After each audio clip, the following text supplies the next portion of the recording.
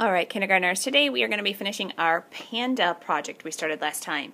And we're actually going to start with the background. We're going to take this flat piece of tag board and we're going to make it into a 3D heart to print. So you remember that printing is when we stamp something all over our papers or our whatever we might have to print on. So to make this 3D heart, we're going to fold it in half. And we're going to make a crease in the middle. If I open this up, it looks like the letter V.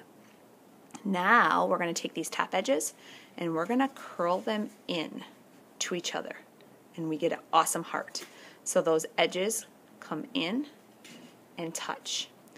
I'm going to ask that you bring your heart up to my table when you have it looking like this. And now I'm going to use the world's tiniest tiny little stapler and I'm going to staple your heart 2 times so that you're ready to print. Now you're going to go back to your table spots and you're going to take your 3D heart and you're going to move it around into that white paint, tapping to make sure you have paint all over it. Super important part of printing. We're going to put our stamper or our heart on our paper. I'm going to set it there and I'm going to make sure that I push gently with my hand. I'm not shoving it or pushing it because that heart will break. And I pull it up. If you don't see the whole heart, that's okay. That's part of printing. It's not going to be perfect. Your hearts can be upside down on your paper. They can be turned. They can touch. You could do them in rows. Every time I'm doing that heart, I'm pushing it gently, filling up this background paper with hearts. Every time I print, I get more paint. When you're finished printing your hearts today, we're actually going to throw the heart stampers away because they're going to be really messy and full of paint. Okay?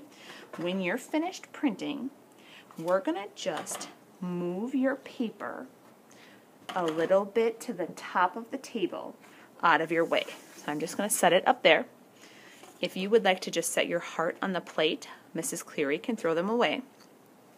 While your print starts to dry, you can finish coloring your panda. So some of you didn't finish coloring all those spots black. I think we all pretty much finished the pink spots last time. Now I'm ready to cut my panda out. I am going to cut as close to that black line as I can. I don't want to cut on my panda, so if you have a little space around the edge, that's okay. Cutting his ears, around his ears, or her, and around. Now, I know my printed hearts are not dry, but I can still glue this onto my background. And we're going to glue so that our panda touches the bottom of the paper. So I'm going to flip my panda over, getting my glue bottle open. I am going to dot glue little dabs in the back of my panda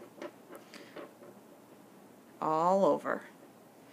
And now my panda is going to get glued at the bottom of my paper.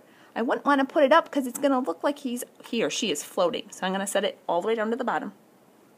And I'm going to do just some little taps. I don't want to rub because my oil crayon will smear.